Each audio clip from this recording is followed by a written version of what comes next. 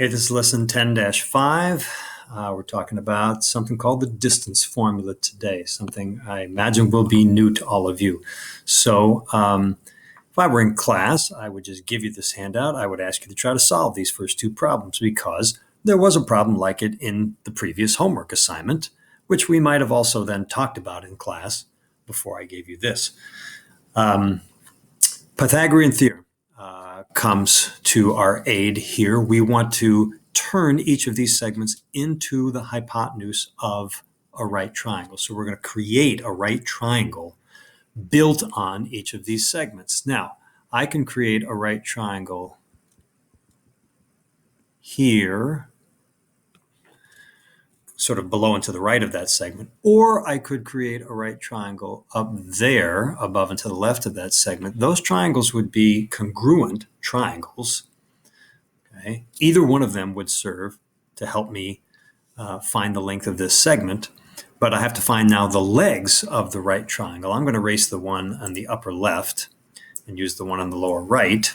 So let's see, the length of this horizontal segment here would be 1, 2, 3, 4, 5, 6, 7, 8, 9, 10, 11, 12. 12 if I counted correctly. 1, 2, 3, 4 if I counted correctly that way. And so to find the distance, which I'll just call it D, I could call it C because it's the hypotenuse, and in the Pythagorean theorem, we commonly use the letter C, but the letter doesn't matter. And since we're calling this a distance, I just like the letter D. So D squared is equal to 12 squared plus 4 squared. 12 squared plus 4 squared is equal to 160. Now I asked this time specifically for an answer to the nearest tenth.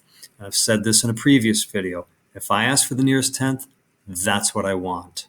And if I ask for an exact simplified answer, that's what I want. Okay, so D is equal to the square root of 160, and the square root of 160 as a decimal to the nearest tenth is going to be approximately 12 point, oh gosh, I don't know. I'm going to have to cheat here. Let's see. 16 and then another 9. I'm going to guess around 12.7. If I had a calculator, be careful. If it's 0.76, you'd have to round up to 0.8. If it's 0.65, you got to round up to 0.7. I don't know if this is exactly right, to be honest here, because I forgot to have a calculator in front of me and work this out ahead of time. So that's my best guess. But you can't guess, all right? Use a calculator, get the nearest tenth. Let's go do number 2. Same thing. I'm going to put, let's see, a right triangle in here. This time I'm going down and to the left. There's my right angle. 1, 2, 3, 4, 5, 6 units tall. Do we really have to count the length of this horizontal segment? Come on, let's use some arithmetic. Okay, arithmetic saves us a lot of counting time. Okay, so let's be smart. Let's apply some arithmetic here. We're going from an x coordinate at this point. You see this x coordinate here, -6 for point C? Well, it's going to be the same x coordinate there, right? So we're going from an x coordinate of -6 all the way over to an x coordinate of +13. So how far is that? Well, there's two ways to calculate that. One is to recognize from -6 to the y-axis, that's 6 units right there. And then from the y-axis to +13 is another 13 units. Total length, 19 units. Okay. Or here's another way to find the distance between 2 points. Let me word it just a little bit differently. If we want to find the distance between 2 points, another way to say that is we want to find the difference between 2 points. How far apart are they? Well, how different are they? And when I say the word difference, what arithmetic operation does the word difference suggest? If I said, what's the difference between 10 and 8? What would you do? What arithmetic operation? You would subtract, right? So if we want to find the distance between any two numbers on the x-axis, or any two numbers on the y-axis for that matter, we want to find the distance between them. We want to find the difference between them. And so 13, which is one x-coordinate, minus the negative 6, which is the other x-coordinate, would be 19. Okay, so there's a couple of ways we can use some arithmetic to save us from counting every little spot. And how often is it easy to make a mistake or lose track or think you've made a mistake when you have to count 19 times? All right, so let's use some arithmetic. We've got legs now of 6 and 19. I'll call the hypotenuse d for distance. D squared is equal to 6 squared plus 19 squared. That's, oh my gosh, 361, and 36 is 397. So d is squared is 397. D is the square root of 397. And that's going to be 19.9 something. And that second decimal digit, I'm betting, is greater than a 5. And so we would actually round it to 20.0, which seems like a whole number, but it really is the decimal 19.98 or whatever, rounded to the nearest tenth. Okay, if we're going to round that 0.9 up, it becomes a 0.0, and we got to change the 19 to a 20. So there's our answer there. Okay. Here's the third problem, very much like these two, except I didn't draw them on a grid. Didn't draw this segment, but here's the coordinates of these 2 points. Now again, we want to imagine creating a right triangle out of that segment, with that segment being the hypotenuse, and we got to find the lengths of these 2 segments. Well, now you can't really count because there's no grid, okay? And I'm going to do this to you on the homework and on the quiz. You can't really count here. So how do we find the lengths of these 2 legs? Well, again, recognizing that if this point's x-coordinate is negative 50, then this point's x-coordinate is negative 50. And so to find the length of, I'm going to change the color of this segment here. Let's make it green. To find the length of this green segment, I want to find the difference between those 2 x-coordinates, right? So 70 minus a negative 50 is equal to 120. That's the length of that horizontal segment. Okay, let's see. I'll use black this time for this one here. Okay, and again, if this is the y coordinate of point D over here, negative 27, then this y coordinate must be the same, negative 27. And now if we want to find the distance between these 2 points, we want to find the difference between those 2 y coordinates. One of them is 23, one of them is negative 27. 23 minus a negative 27 equals 50. Okay. Now at this point, if some of you are really thinking, you might be asking, Mr. Nortello, how do you know whether to subtract the x-coordinates or the y-coordinates to find the length of the segment?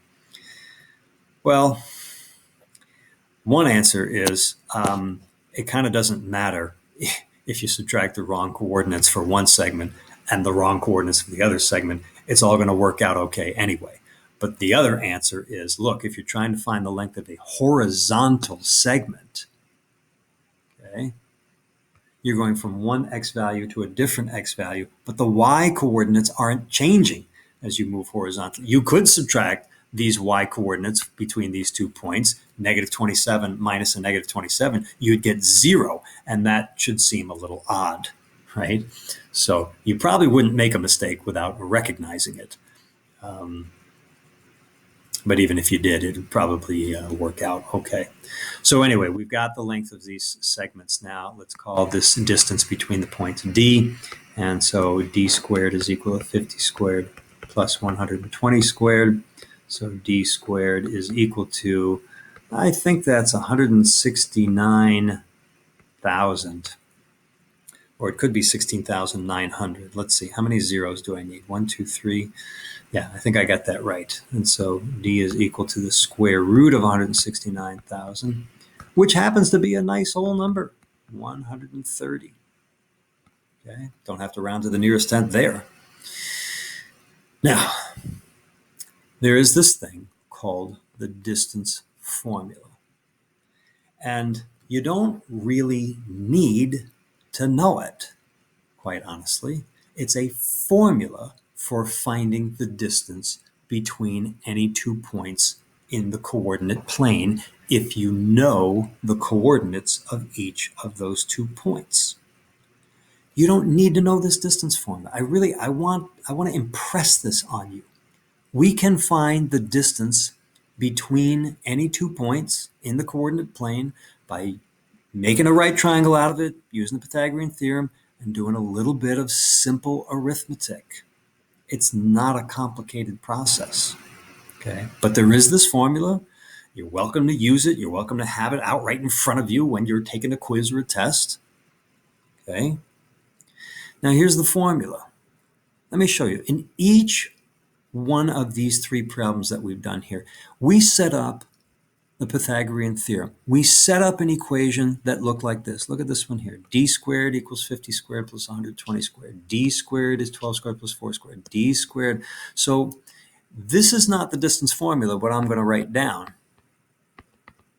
Okay. This is sort of an understanding of what the distance formula is when we get to it.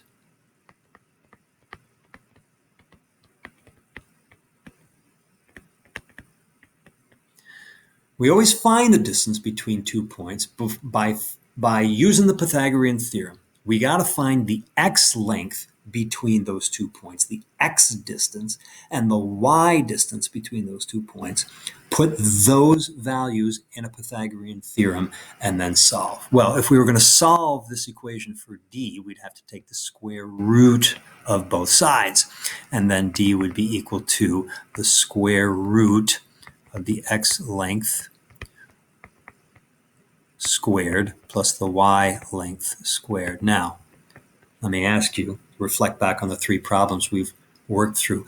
How did we find the x length, or the horizontal length, of all these 3 triangles? How did we find this horizontal length, the 12? Well, we just counted it. Okay, but how did we find this horizontal length? We decided, if we used a little arithmetic, it might save us a lot of counting and even a mistake. And we did the arithmetic 2 different ways, but one of those ways was we subtracted one x coordinate from the other. And isn't that what we did here also? We subtracted one x coordinate from the other to find the length of the horizontal leg of the right triangle. And so this x length here will always come from subtracting the x coordinates of the 2 points in the problem. I've written x2 minus x1. The truth is, it could be x1 minus x2. Okay? It doesn't really even matter which way you subtract the 2 numbers. And you might be thinking, yeah, but if I did negative 27 minus, or let's do the x values here, if I did negative 50 minus 70 instead of 70 minus a negative 50, I'd get negative 120. And that doesn't make any sense for the length of a side of a triangle. A side can't be negative 120 units long, and you're right about that, but look, we're going to square the result. And so whether we subtract one way or the other way, whether we get a positive 120 or a negative 120, doesn't matter. It's all going to come out positive in the wash because we're going to square the number before taking the overall square root, right? So you can even make that mistake. You can subtract the wrong way, get a negative number. It's all going to turn out fine. Okay, and then for the length of the vertical segment, or the y length, okay, or the difference between the y coordinates would just be y2 minus y1 squared. And again, it could be y1 minus y2. It really doesn't matter which order you do the subtraction. And for that matter, it doesn't matter which order these 2 squared terms come and look, they're being added together, and the order of addition never matters, right? So this formula could be d is equal to the square root of, I could do the y's first before the x's, and I could do the y's before the x's because the order of addition doesn't matter.